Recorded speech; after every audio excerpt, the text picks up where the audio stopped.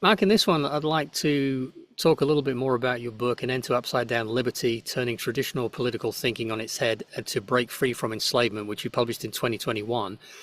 And my end question will probably also refer to your book, An End to the Upside Down Reset. Could you give me a little background to actually both of those books, if you would, please?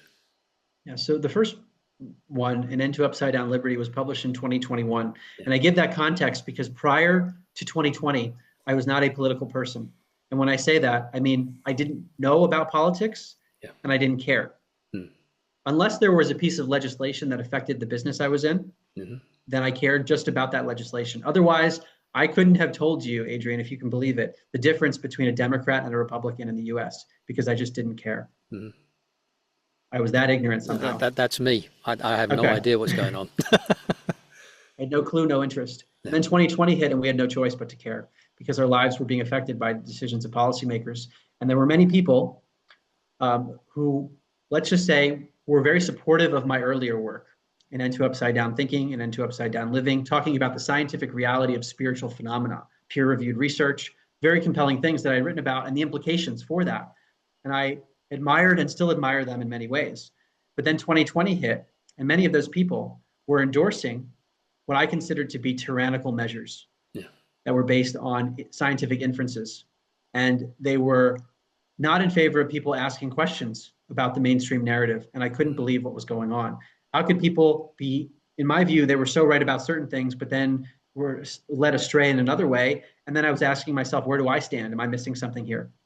So I started to look more deeply into the nature of politics, the nature of how society should be structured. And I came across a philosophy known as voluntarism, which is a counter to the way we do government around the world, including in the US, which basically says that government functions are certainly important in society.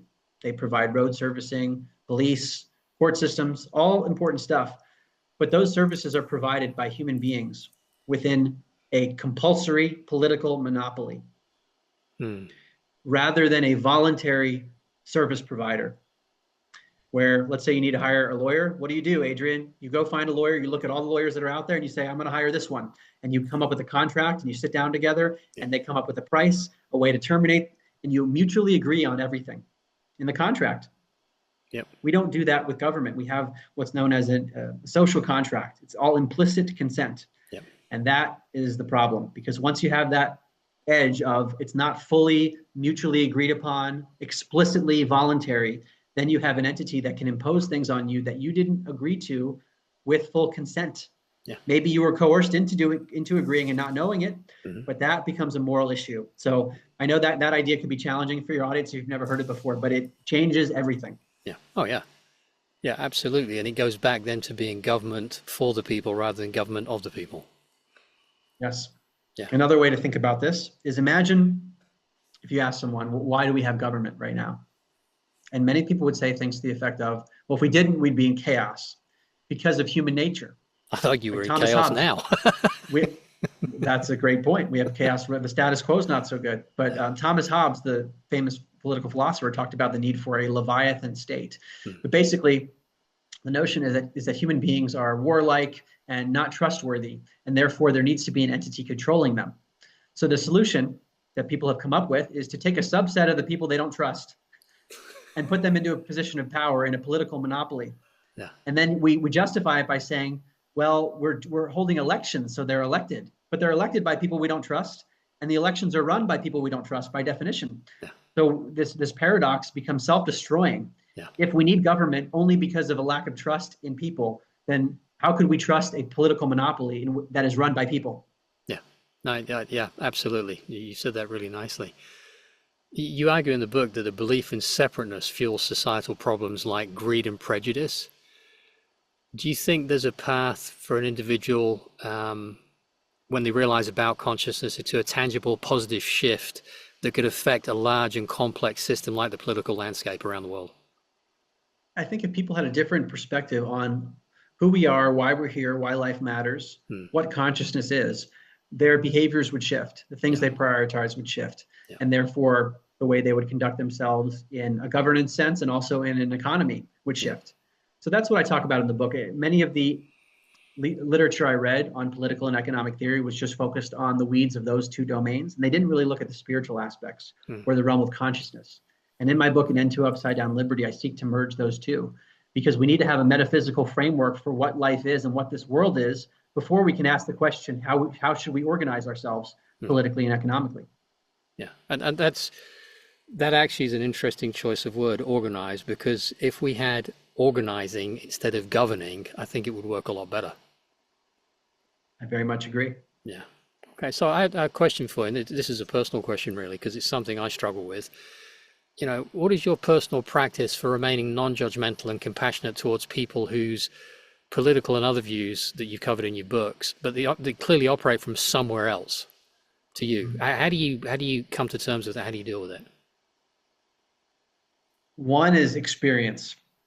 I've just lived with it enough. At first, it was very challenging, where people I would otherwise respect, and then they were believing things and saying things that I thought were very ludicrous and in some ways ignorant of other perspectives. They were literally functioning from a perspective where they hadn't looked outside of their little box. Over time, I've become less sensitized to it because I realize everyone's on their own path. And they don't need to agree with me. I might change my opinions. Yeah. And there was a point where I might have agreed with them. Yeah. And I needed to have my own shift. So it's not my place. Yeah. I feel more and more that way, which relates to governance too, because many people who believe in government believe that in a democracy, it's okay for the majority to enact their will on the minority, as if that's not tyranny. Yeah. Versus a suggestion. There's a difference between forcing and coercing versus suggesting something. So I'm much more in the realm of doing what we're doing here or writing books. We're putting the information out, but we're not forcing it on people. Yeah. It's a moral principle. Yeah, that's really cool. Could you think of one simple action a listener could take in their daily lives right now to embody a voluntarist or a more sovereign principle, even within the society we find ourselves in right now? I think it comes back to considering the non-aggression principle. Very basic idea, which is that we should never enact any form of aggression against another person, meaning their body or their property. And their property could be their land, their money, anything that they rightfully own. Yeah. Aggression could be physical violence, fraud, theft, coercion, things like that. And if someone enacts aggression on us or our property, we have a right to self-defense. Yes. So if you look at life through that lens, it shifts everything. It shifts our own interactions because we become less forceful of other people, of what we think they have to do, making a suggestion versus actually forcing. And then it also helps us look at the political landscape very differently and look at things like the World Economic Forum's Great Reset, which I wrote a book about, An End to the Upside Down Reset. This is a very powerful organization suggesting how society should be run. And it talks a lot about the consolidation of power. And it's less about making people free, more about trying to control them. And when we see things from the lens of the non-aggression principle, we realize, something that is veiled as being compassionate or marketed that way, maybe it's actually not so compassionate. Yeah, that's interesting, isn't it? You so looking a little bit more at that, if we view life as an evolution or an expansion of consciousness, what do you think is the next step for a collective humanity? And what specific role do you think me or the listener's personal inner work play in preventing a negative upside down reset?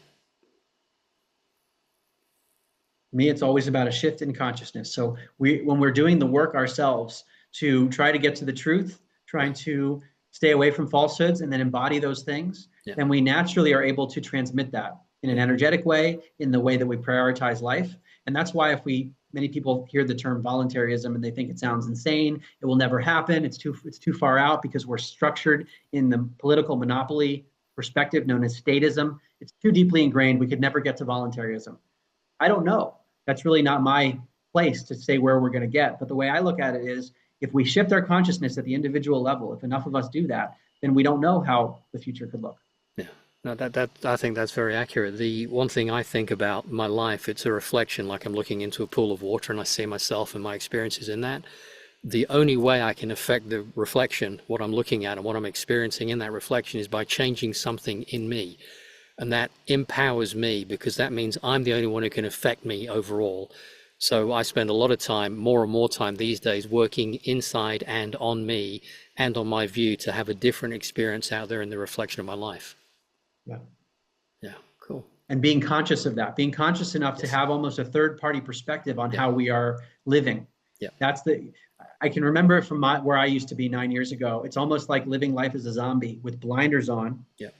and not stepping outside, looking at yourself of how Yeah. is this person acting and how could I shift? Yeah. So that step is a really important one. It sounds basic, but to be outside of ourselves and looking in, and also, as I've said before, having mentors, people that can give us feedback Yeah. and keep us in check when we might be acting in a contradictory way. Yeah. No, that's fantastic. Is there anything else you'd like to add to this topic, Mark? No, thank you. Thank you.